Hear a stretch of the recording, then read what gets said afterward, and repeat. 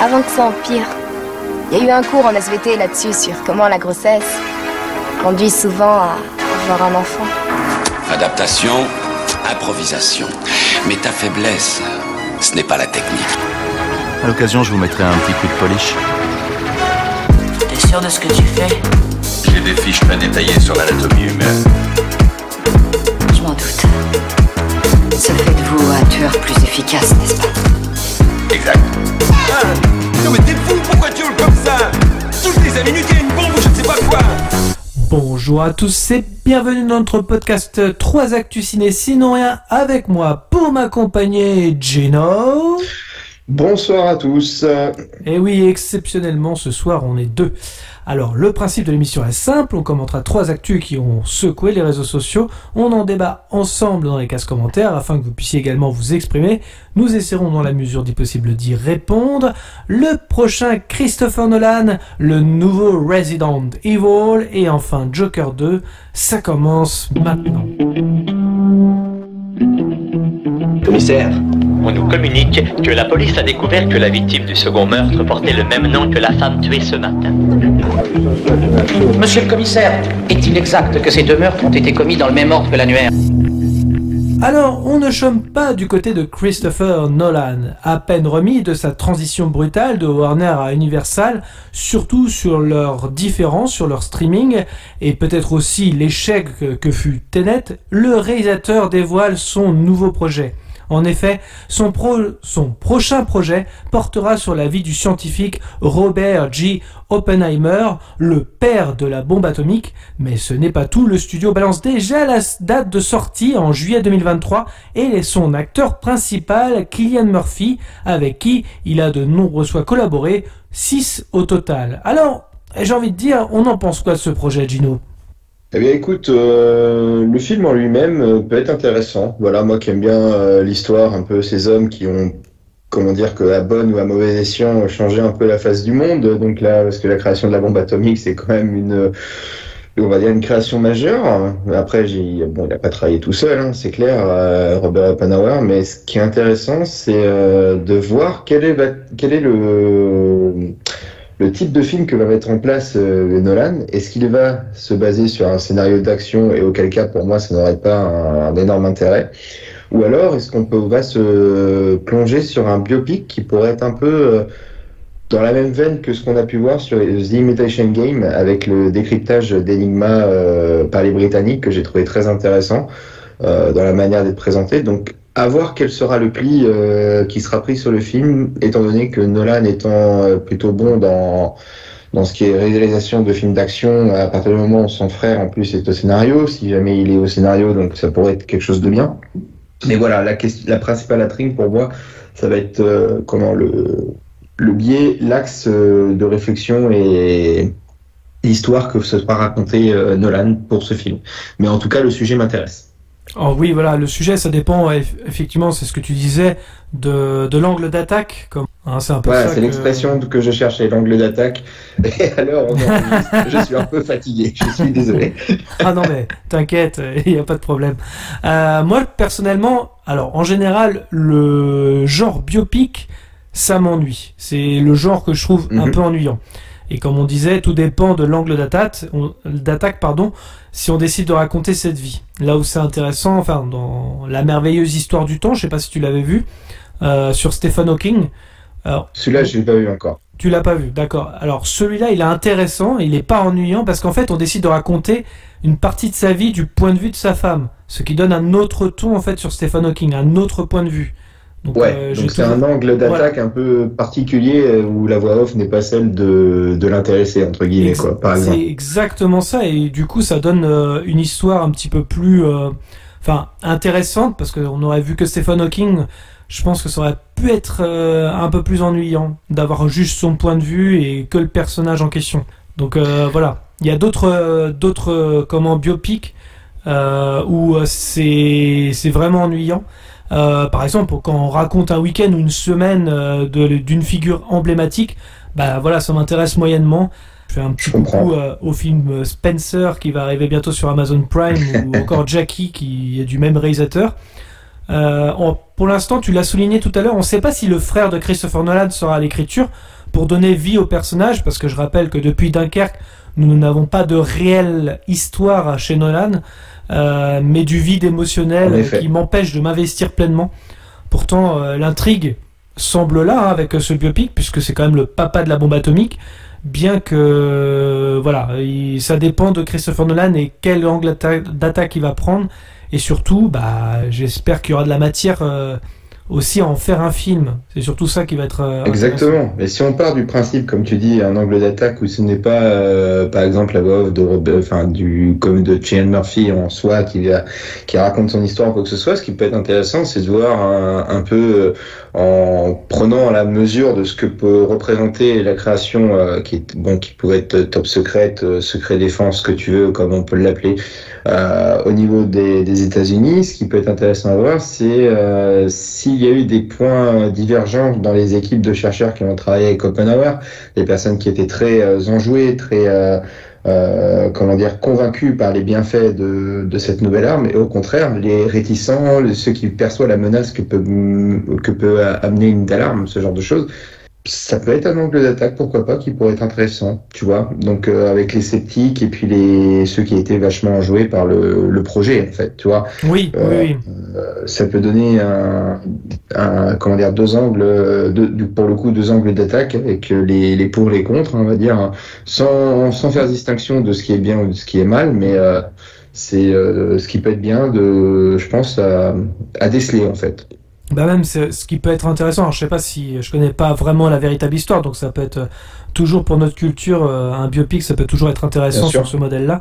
Mais c'est vrai aussi que le fait d'avoir fait une trouvaille comme la bombe atomique, de voir aussi les conséquences sur le personnage, ça peut être réellement intéressant par la suite, une fois que les bombes sont lâchées, comme on dit. Donc là. Tout à fait.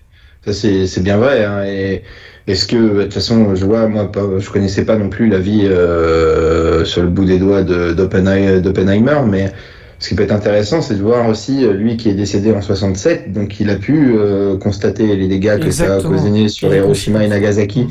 Donc ça peut être quelque chose d'intéressant, et puis même il a pu être à l'aube de la guerre froide, où les Russes ont aussi décelé cette course à l'armement. Cette course à l'armement. Les Russes, par le biais d'espions, ont réussi à s'équiper de cette arme, sachant que les Allemands en plus étaient sur le point avec le V2 de ne pas en être loin de cette technologie à la fin de la guerre. Ouais. Donc c'est quand même. Ça peut être intéressant de voir quelle était sa perception de tout ça. Peut-être aussi peut-être que c'était un personnage qui pouvait être aussi complètement en crise de parano sur le fait de pouvoir être épié, surveillé, espionné. Ça peut être quelque chose qui pourrait être intéressant. Donc pourquoi pas dans ce cas-là, ça peut être aussi un film, pas forcément 100% biopic pour le coup, mais avec une petite notion film d'espionnage, pas de là à faire du James Bond avec ses gadgets et tout, mais qui pourrait peut-être être faite dans la période de la guerre froide, tu vois, avec ses conséquences de cette bombe atomique. Peut-être que si le film commence comme ça peut être intéressant. Je m'interroge sur le choix du réalisateur, en fait. Alors. Moi aussi, du coup. C'est étonnant que ce soit un Christopher Nolan, surtout que il en a un peu rien à foutre de ses personnages depuis Dunkerque. Quand je dis ça, c'est pas le choix dans Dunkerque, par exemple, est plutôt bien trouvé, parce qu'on parle de soldats inconnus, donc ils ont pas de nom, ils ont pas de même pas d'histoire quelque part. Donc ok, très bien. C'est quand même comme on dit un risque qui prend. Jusque là tout va bien. Par contre, ce qui m'interroge, c'était avec Tenet, où là c'était carrément une création originale, et pourtant pareil, hein, on a le même problème, c'est-à-dire que le personnage principal s'appelle le protagoniste, tellement il a aucune histoire à raconter, il est vide, il a pas d'émotion. Donc j'ai vraiment peur, si on part sur un biopic sur un homme important, qu'on n'en fasse rien finalement. Et c'est ça qui fait un peu peur avec Christopher Nolan. C'est ça, c'est pour ça que je disais en préambule que j'étais un peu étonné du choix du réalisateur.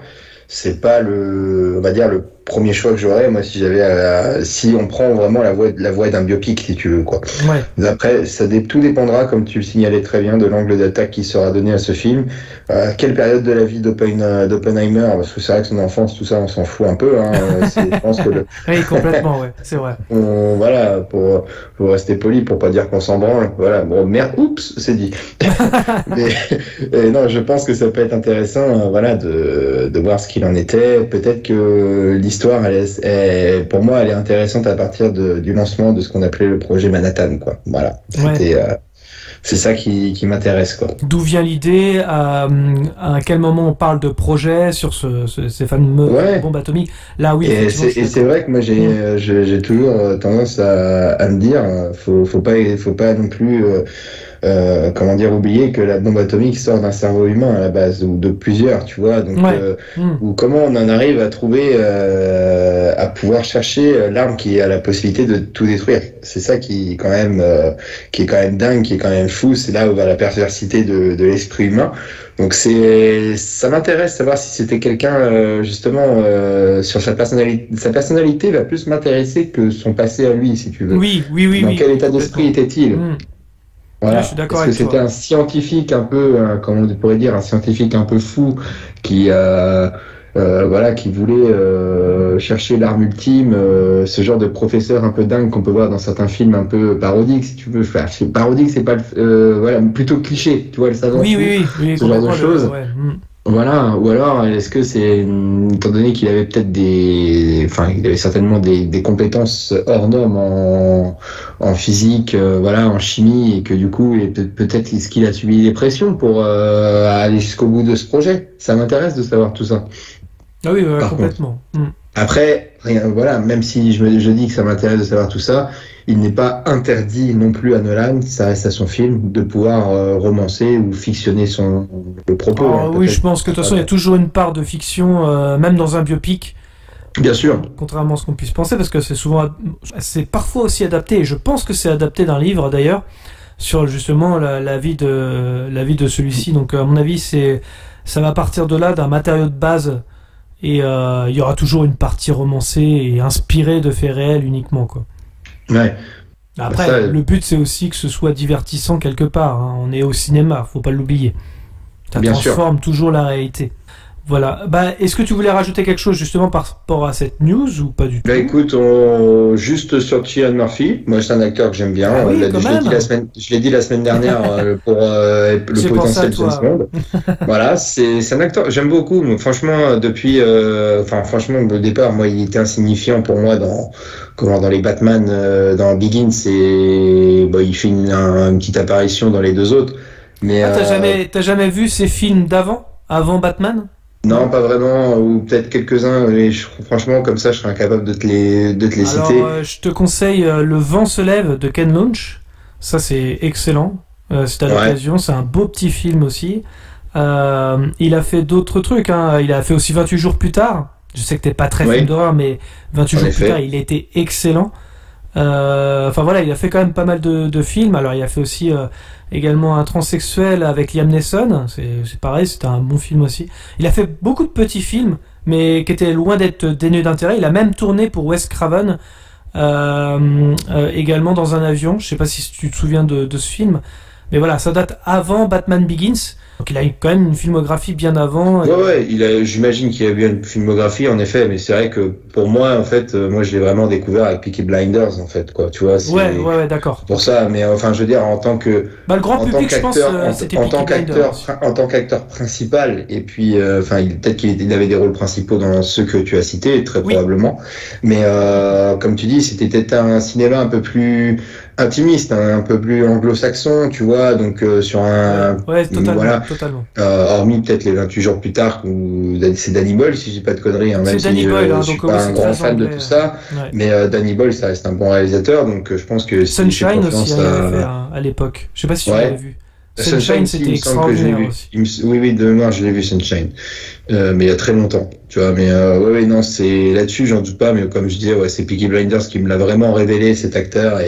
Et là où je trouve qu'il a par Il rapport excelle, aux ça. interprétations qu'il avait fait dans Batman, qui étaient mes références les moins datées, on va dire comme ça, vis-à-vis de Peaky Blinders, où là, le charisme était quand même énorme. Après, le rôle lui collait bien à la peau et il interprétait magnifiquement le rôle de Tommy Shelby. Et là, après, si, je l'avais vu dans Dunkerque aussi, voilà, mais j'avais trouvé un peu plus quelconque la prestation, parce qu'on a toujours l'image de Tommy Shelby. C'est comme ça, tous quoi. les personnages, quoi. Malheureusement, dans Dunkerque, ils sont tous Malheureusement. quelconques. Hein. C'est ça le Malheureusement, problème. mais voilà. Inception aussi, faut pas oublier qu'il a joué dans Inception. Oui, il a joué dans également. Inception. Bon, c'est vrai qu'il était plus tertiaire comme personnage, donc ça je comprends aussi que. Mais à voir s'il aura la carrure de jouer un rôle peut-être un peu moins chef de bande ou ce genre de choses que pour jouer un chimiste tel que Oppenheimer, quoi. Mais après, c'est pareil, hein, c'est l'acteur aussi, il fera ce qu'on lui demandera de faire. Donc, si Nolan veut une telle idée, et comme tu dis qu'il a tendance à ne plus forcément respecter les personnages, ça peut être le petit bémol. Voilà. Oui. Bah, en tout cas, je suis très content aussi pour Cillian Murphy de retourner un petit peu, on va dire, dans un rôle principal. La dernière fois qu'on l'avait vu cette année, c'était dans Sans un bruit 2. Mais c'est vrai que c'est bien qu'il revienne dans un rôle principal beaucoup plus mis en avant, surtout pour un film de Christopher Nolan, qui va sûrement comment jouer sur la notoriété de Cillian Murphy maintenant que il a un sacré succès auprès du public avec Peaky Blinders. Ça, c'est toujours intéressant aussi. Et comme ils se connaissent très très bien, ça va donner quand même quelque chose d'assez facile pour Christopher Nolan pour le diriger, quoi. Et puis le film étant annoncé du moins pour juillet 2023, je pense que ça coïncidera pas trop. Enfin, si, justement, ça coïncidera pas mal avec normalement la saison 6 de Peaky Blinders qui devrait sortir à ce moment-là. Oui, tout à fait. Un petit peu avant. Donc, en termes de vagues et de buzz qu'il pourrait y avoir autour de Cillian Murphy, ça peut être un petit plus pour la promotion du film. Et rappelons que la prochaine saison de Peaky Blinders arrivera courant février-mars de l'année prochaine. Tout à fait. Toujours annoncé. On va passer pour le coup à la deuxième news avec Resident Evil, la bande-annonce. L'annonce d'un nouveau film intitulé Resident Evil, et là celui-là s'intitule Bienvenue à Raccoon City, réalisé par Johan Roberts, celui qui avait réalisé 47 Meters Down, c'était le film avec les requins, avec la cage anti-requin, pointe le bout de son nez. Les personnages que les fans ne manqueront pas, avec Claire Redfield, jouée par Kaya Scodelario, et son frère Chris Redfield, joué par Robbie Amell, enquêteront sur la fameuse entreprise Umbrella. Rien de nouveau, hein, donc, mais semble se rapprocher du jeu, contrairement à celui qui avait été fait par Paul W.S. Anderson. J'ai envie de te dire, qu'as-tu pensé de cette bande-annonce ? Eh ben écoute, c'est vrai que moi je suis pas un adepte des films d'horreur, mais les jeux j'y avais. Voilà. Alors j'ai pas joué aux versions rebootées, pas rebootées, remasterisées sur les dernières versions next gen, enfin sur PS4 à l'époque, et malgré que la 5 est sortie, mais voilà, j'ai pas rejoué à cela. J'ai quand même par contre des souvenirs assez traumatisants de quand à l'époque où j'avais la PlayStation 1, où je jouais à Resident Evil et Resident Evil 2. Voilà, donc t'as déjà joué donc au premier Resident Evil, donc. Ouais, à l'époque sur la PlayStation 1, des CD gravés, voilà, tout à fait légalement. Ah, tu avais la puce sur la PlayStation 1, c'est ça ? Mon voisin avait la puce, et donc on allait jouer chez lui dans le noir et tout, mais voilà, j'ai le souvenir notamment des toutes premières scènes où t'as un chien qui saute derrière un miroir, et moi ça nous avait fait flipper ce genre de moment. Mais ce jeu par contre avait une âme et un décor et une ambiance qui lui était très propre en fait. Je trouve c'était Capcom, je crois, de mémoire, si je dis pas de conneries. Capcom qui avait vraiment fait un travail formidable sur ces jeux. Donc là-dessus, si tu veux, moi la bande-annonce m'a beaucoup rappelé cette ambiance des jeux, et je la trouve plutôt réussie. Franchement, en l'ayant vu comme ça, je l'ai pas regardé 2, 3, 4 fois, je l'ai vu une fois, et de ce que j'en ai vu, moi, elle m'a plutôt intéressé, avec en plus ta bande en fond de Four Non Blondes WhatsApp. Je trouve ça génial, je trouve que je rêve What's going on. Moi, pourquoi ça me rappelle Musclor, je sais pas. Yeah. Ah, c'est J'aurais jamais imaginé entendre cette musique sur un tel genre de film, mais franchement, ça colle Elle reste en tête, ça reste en tête. Ça reste en tête, et je trouvais que ça colle bien à la bande-annonce. Alors après, voilà, une bande-annonce, ça veut pas dire forcément que le film sera génial, mais écoute, il y a des plans même, il y a un moment où tu as un zombie qui est sur un corps en train de le dévorer et il se retourne. Et c'est le même plan que dans Resident Evil, le premier du nom. Exactement. Et j'ai trouvé ça, c'est un respect à l'œuvre d'origine en fait. Et c'est ça qui me plaît beaucoup, les personnages qu'on retrouve, Jill, Chris, même Albert Wesker et Claire Redfield. Donc si on a déjà joué au jeu, bon, j'imagine que le scénario va pas nous surprendre énormément, mais après l'intention de réalisation. Quel est l'enculé dans le tas, hein? Oui, non, alors ne regardez pas chez Chounet, cher public, si vous voulez garder le suspense et que vous n'avez jamais joué au jeu. Donc ça, je parle pour les gens qui ont moins de 30 ans. Voilà. Donc voilà, franchement, c'est intéressant. Je trouve qu'il y a une vraie âme, et en effet, comme tu dis, on en est loin des boosts de Paul W. Anderson, quoi. Et j'ai envie de te poser une autre question, et après je te donnerai un petit peu mon avis sur la bande-annonce. Ouais. Concernant justement les jeux vidéo, tu as joué donc au 1, au 2. Est-ce que tu as joué à d'autres titres de Resident Evil? Ouais, alors j'ai pas joué au 3 à Nemesis, celui-là je l'avais pas eu, il y en a un que j'ai pas joué sur PS2, c'était Veronica X. J'ai pas joué celui-là. Par contre, j'avais poncé Resident Evil 4, mais il était un peu moins horreur, il était un peu plus orienté action celui-là. Oui, c'est ça. Et l'histoire, je l'ai trouvé cool, mais malgré qu'elle soit complètement démente, délurée, il y a pas de souci, hein, y a rien de crédible ou quoi que ce soit. Mais j'ai trouvé génial, moi ça m'a fait rire.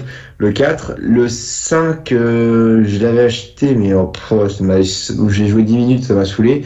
Et le 6, non, j'y ai pas joué. Et le 4, c'est vraiment le dernier auquel j'ai joué, quoi.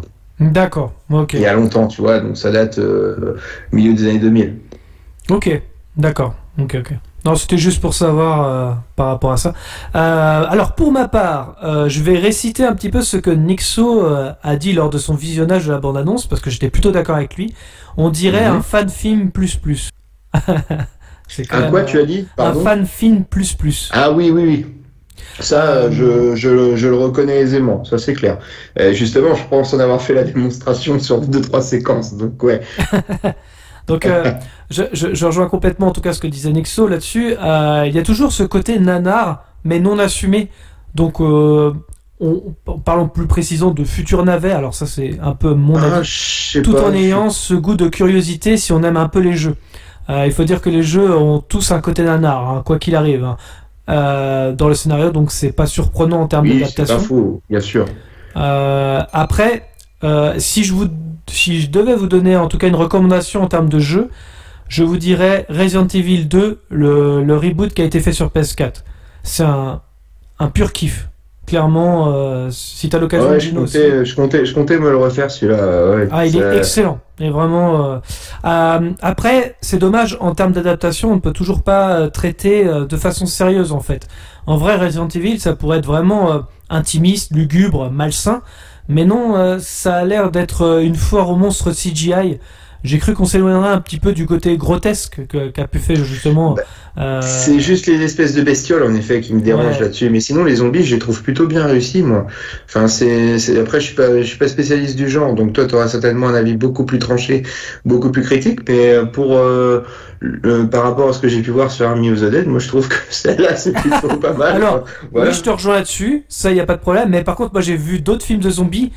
Et c'est peut-être pour ça que je dis ça en fait, c'est que... Oui, je te dis pas que c'est du George Romero non plus, hein, on est d'accord. non, ouais, et quand tu regardes par exemple, je sais pas, même, tu vois, une série comme The Walking Dead, juste avec les zombies, hein, je parle juste la direction artistique des zombies.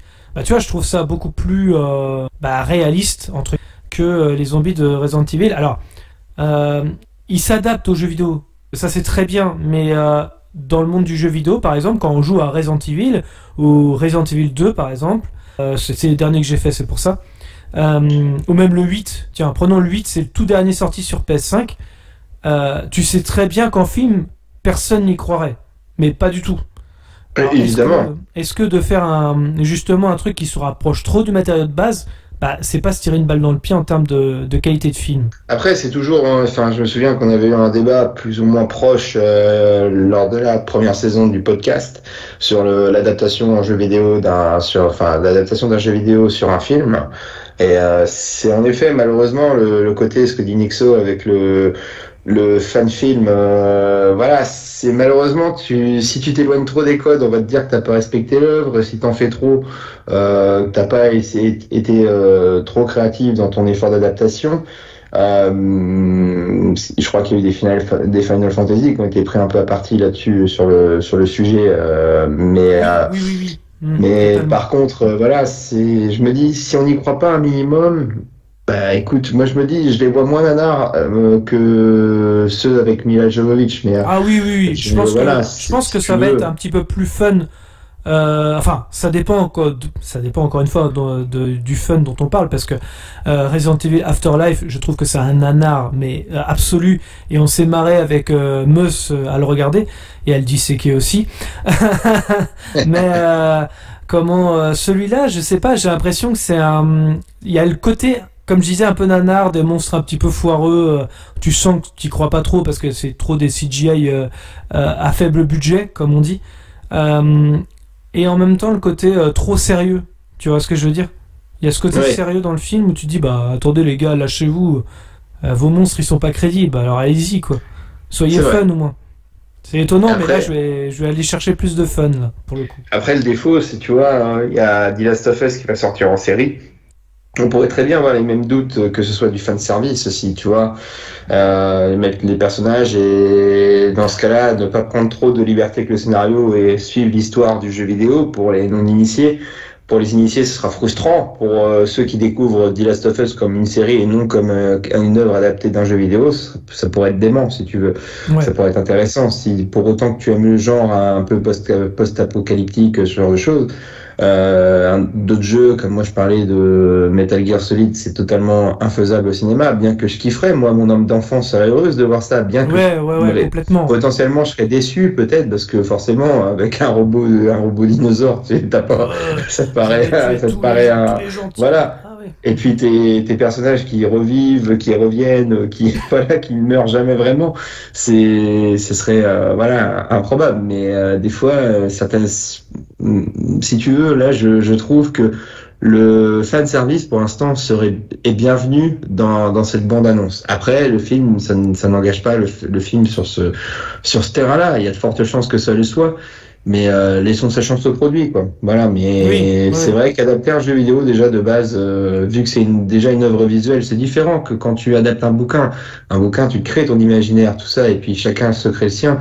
Là, on l'a créé pour toi déjà. Donc, et c'est vrai que pour un scénariste ou un réalisateur, la facilité est de faire un copier-coller du scénario du jeu vidéo. Mais ça après, on verra ce que donnera Monsieur Roberts.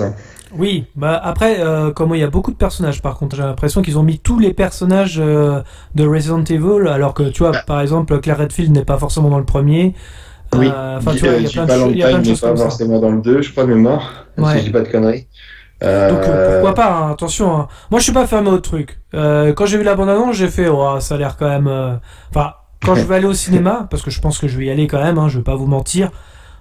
J'irai sans trop d'attente.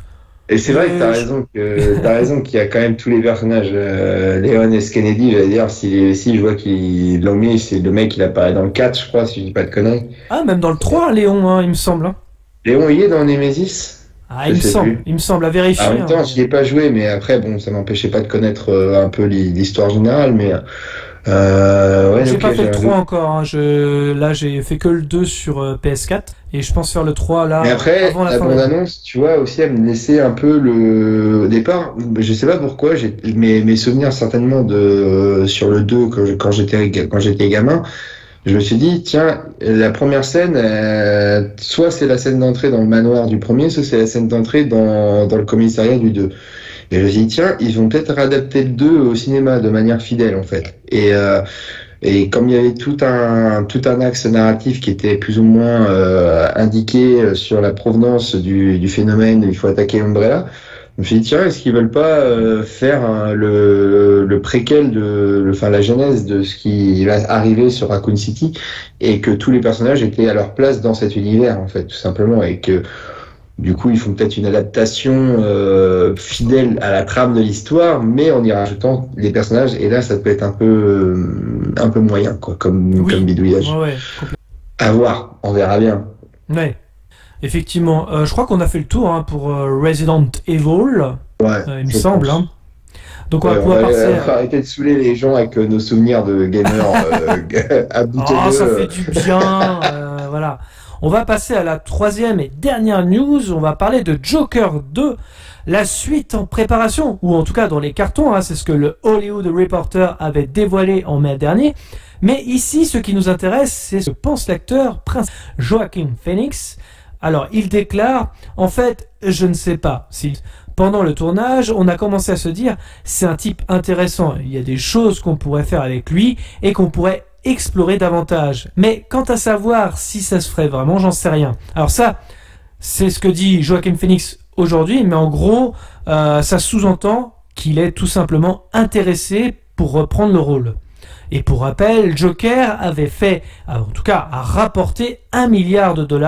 Il n'est pas donc étonnant qu'une suite avec son interprète voit un jour le jour. Est-ce que c'est une bonne idée, Gino ? Écoute, la suite à Joker, oui, ça peut être une bonne idée. Le premier était très intéressant. J'ai aimé ce côté sombre, vraiment assumé. Oui.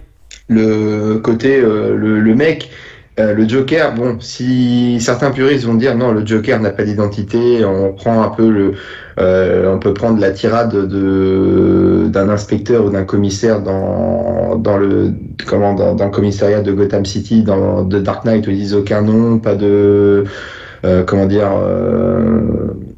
pas d'étiquette avec ses où ils disent qu'il a personne et il a que des couteaux, on ne sait pas qui il est, pourquoi, quelles sont ses motivations, on ne sait pas. Les puristes resteront peut-être là-dessus où le Joker n'est pas forcément identifié. D'autres diront il a déjà été personnifié dans le Batman de Burton. De Burton, voilà, avec Jack Nicholson. Donc là, ça pourrait être, on pourrait dire ça, mais je trouve que là, on rentrait vraiment dans le personnage avant toute cette démence. Qu'est-ce qui l'a amené à ça ? C'est ça qui était intéressant. Là, il arrive au stade vraiment Joker naissant. J'ai envie de te dire, c'est intéressant ce que tu dis en disant, on a donné un nom au Joker, mais en fait finalement pas vraiment, parce qu'on sait toujours pas qui il est. Il y a un moment, il y a un retournement de situation. Je vais pas spoiler le film, mais en fait on sait toujours pas d'où il vient. Même à la fin, finalement, Arthur Fleck. Ouais, c'est vrai. T'as raison. C'est pas faux, exact. Et d'ailleurs, on peut je le revois, je l'ai vu qu'une fois, mais le souvenir que j'en ai, oui, t'as raison. Oui, c'est vrai, il est complètement anonyme, ce mec, en fait. Oui, c'est vrai. C'est ça qui était intéressant, parce qu'on a donné une origine, finalement, sans lui en donner une. C'est encore plus fort, justement. Elle est presque bâclée, bâclée de manière volontaire et bien faite, en fait. Ouais, parce que je rappelle qu'à la fin, finalement, je spoil un peu la fin de Joker, mais en gros, finalement, quelque part, Arthur Fleck est mort, et c'est le Joker qui naît.